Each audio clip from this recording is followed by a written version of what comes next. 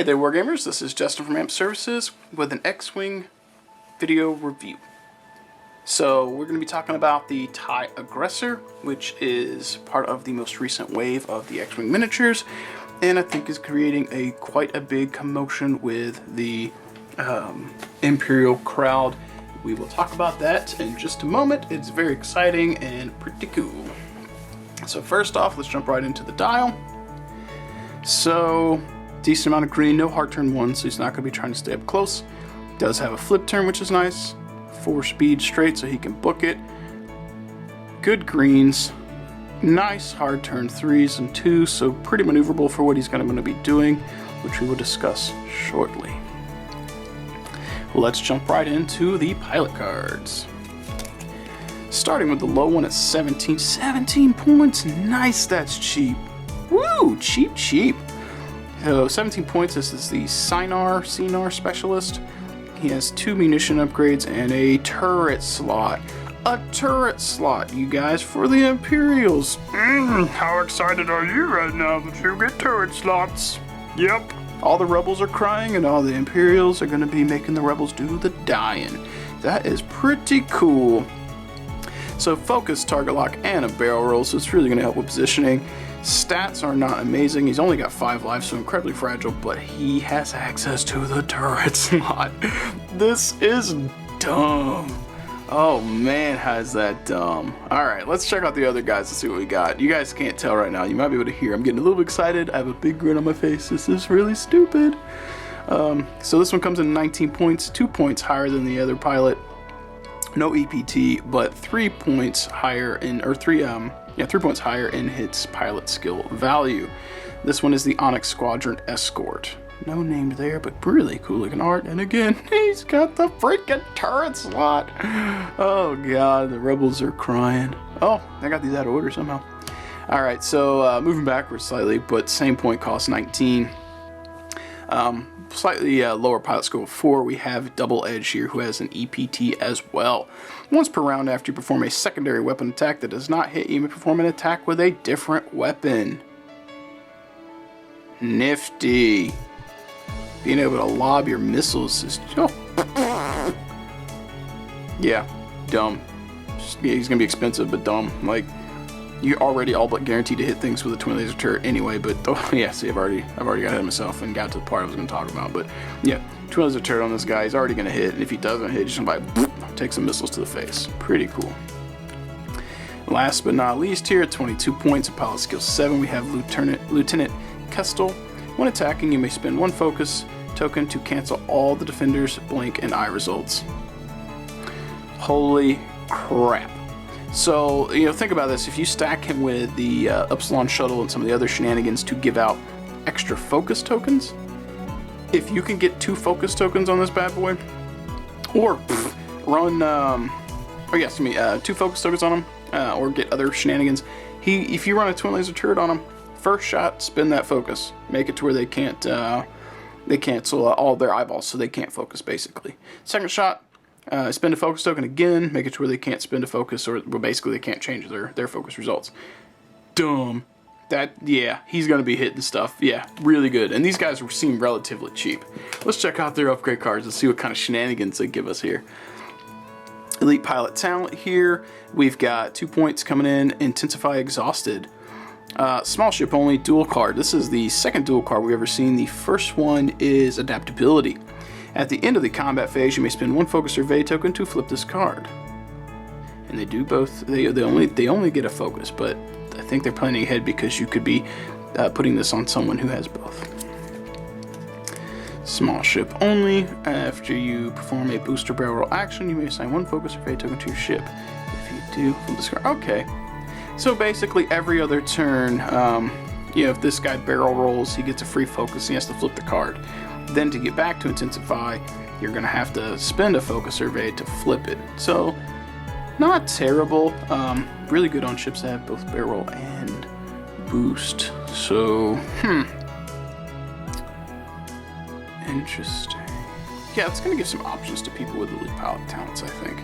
That's going to be fun. I'll have to do a review video on some tactics with that and some of the other Imperial ships. I think there's going to be some cool shenanigans. Synced turret, this is a new one, 4 points, range 1 to 2, 3 dice, attack target lock. Attack one ship, even a ship outside your firing arc. If the defender is inside your primary firing arc, you may reroll a number of attack dice up to your primary weapon value. So, if you're using Sync Turret and they're in front of you, you get to reroll 2 of the 3 dice because the primary weapon value on these guys is 2. I don't like having to use a target lock to fire with this thing. I think that's why they gave us a twin laser turret. Range 2 to 3, 3 dice. This is an oldie but goldie. We'll go over it again. Attack, perform this attack twice, even against a ship outside your firing arc. Each time this attack hits, the defender suffers 1 damage and cancel all dice results. Blah, blah, blah. Rebels are crying, and they're going to be doing the dying, because Imperials now have twin laser turrets on a ship that's cheap as well.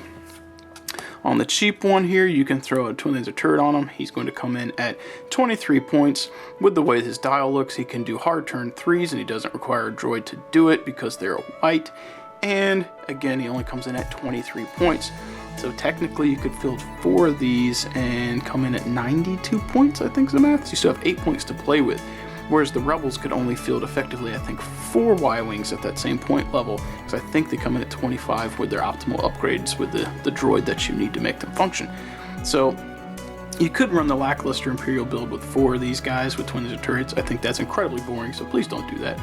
But because they come in so cheap, you could field 2 of them at 23 points apiece, so 46. That leaves you with 54 points. You could still field a small mini swarm or an ace and a couple of ties. It gives you some variety of list building options. Next upgrade here we have is the guided rockets. First upgrade I've ever seen that takes up 2 munition slots. Very interesting. 2 points. Attack focus, uses a focus instead of a target lock. Interesting. So could stack with the Epsilon shuttle again because that can give out focus. Could also work with other ships that give out focus as well. Your attack dice can be modified only by spending a focus token for its standard effect.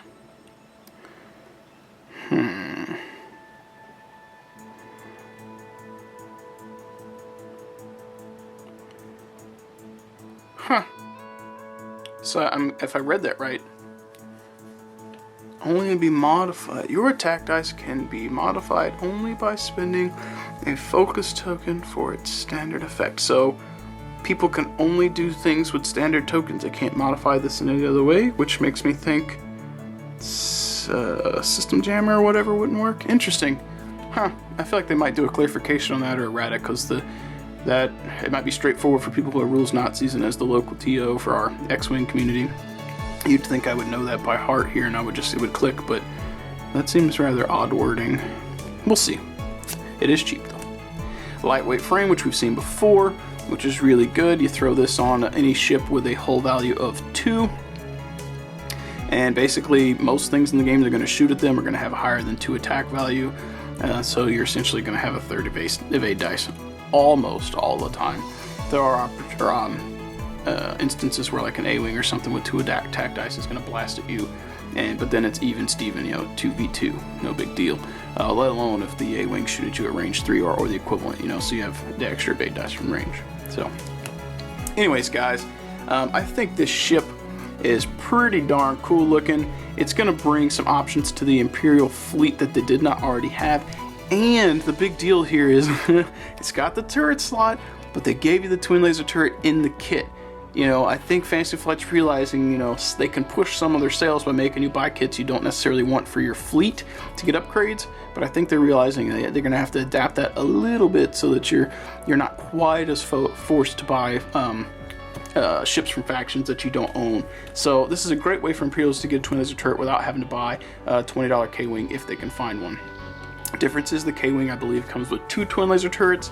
Fantasy Flight realizes that, if you buy 1 K-Wing, you can outfit 2 of your ships with that, so there's a price difference. But I think that is a really good value for the ship, and again, God, it brings so much cool stuff to the table for Imperials. You can easily fit this guy into just about any kind of squadron or fleet that you're running, and I think it'll be good. Probably be doing some cool review videos and tactics on these guys in the future. Anyways, I hope you enjoyed this video, guys. If you did, please hit that like, subscribe button. If you'd like to comment below and get a discussion going, that would be awesome too. If you did not already know, I also get paid to paint miniatures, and I'd be happy to paint some X-Wing miniatures for you, despite the fact that if you've looked at my portfolio, you realize I paint primarily Warhammer and War Machine models. But I am capable of painting X-Wing, and I would be happy to do so. Check me out over at thearmedpainter.com. Additionally, I am trying to heavily get into the live stream game. So I am over on Twitch right now, and I am doing live streaming for hobby-related stuff, sit and paints, tutorials, giveaways, and just standard gaming. So I'd love for you to hang out with me, shoot the breeze, play some games, talk about painting, whatever you like. That would be awesome. Anyways, guys, I hope you enjoyed this. If you did, be sure to come back and check me out again. As always, happy wargaming.